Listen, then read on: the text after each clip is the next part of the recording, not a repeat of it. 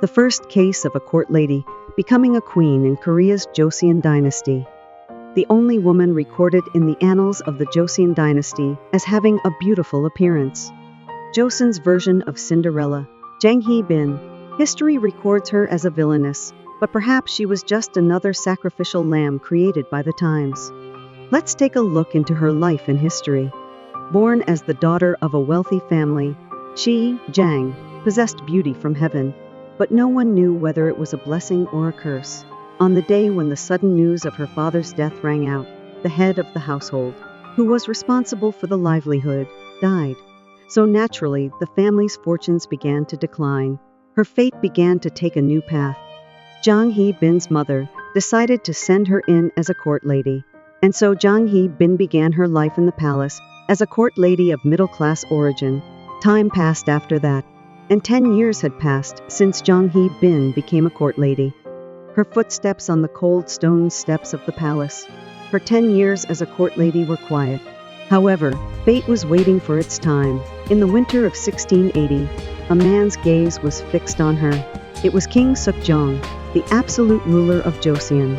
However, the more beautiful the flower, the sharper its thorns. The jealous gaze directed at her from the center of the royal family became sharper. Queen Yeongseong's anger exploded. Queen Yeongseong was the person who led the Internal Affairs Department as the Queen Dowager. But why did Queen Yeongseong suddenly issue such an order? Let's take a look at the reason. That person is very cunning and vicious. The king suddenly feels joy and anger even on weekdays. And if he were to receive a monster, it would be a national disaster and would be indescribable. Queen Yeongseong felt that Jang Hee-bin was cunning and vicious, and that she had a personality that could cause rebellion in the palace. However, the wheel of fate was already turning. Ironically, it was none other than Queen In-hyun who brought her back to the palace. And from that moment on, the dance of fate intertwined with power, love, jealousy, and conspiracy began. After that, a prince was already conceived in Jang Hee-bin's womb. At that moment, her fate entered the eye of the storm. King Seokjeong's love became a whirlwind and swept everything away.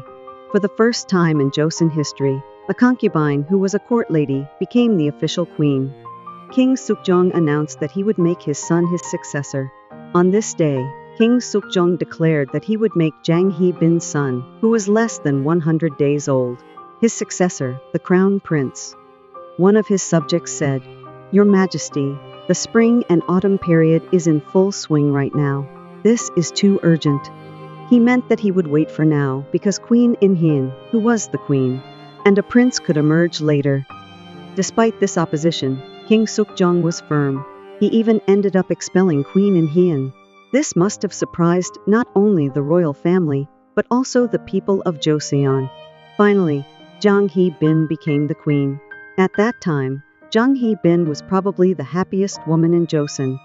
Her status soared to the sky. However, the peak of power was always the most dangerous cliff. The love of King Seokjeong, whom Jang Hee-bin trusted so much, began to cool down little by little. At this time, she heard shocking news that she did not want to believe. King Seokjeong was deeply in love with a young court lady, a court lady who had served Queen In-hyun in the past. After that, Jang Hee-bin called the concubine and beat her violently. Wouldn't she be anxious if the child she had was her son? Now, what did King Seokjeong do when he found out about this? King Seokjeong was very angry at Jang Hee-bin. A country cannot have two queens, so destroy the jade treasure of Queen Jang and burn the palanquin she used to ride in. It was to get rid of all the symbols of the queen. And he orders Jang Hee-bin to be demoted from queen to concubine. Jang Hee-bin, the greatest Cinderella of Joseon, ends her 5-year life as queen in such a miserable way. But did King Seokjeong and Queen In-hyun, who returned to power, live well? It seems like she lived well, but Queen In-hyun did not enjoy the happiness of a couple with King Seokjeong for long. Queen In-hyun died at the age of 35, 7 years after returning to power, without leaving an heir. A month after Queen In-hyun died, someone made a shocking report to King Seokjeong. Jang Hee-bin built a shrine to the west of her residence, Chwaesondang, and cursed Queen In-hyun. Who on earth reported this to King Seokjeong? It was none other than Seokbin Choi. Sukbin Choi reported to King Sukjong, saying, "There was a curse." King Sukjong was furious when he heard this story and went straight to Jang Hee-bin's residence. However, when King Sukjong visited Jang Hee-bin's residence, one folding screen caught his eye. King Sukjong, who saw behind the folding screen, was shocked. What on earth was behind the folding screen? It was a portrait of a woman with holes all over it.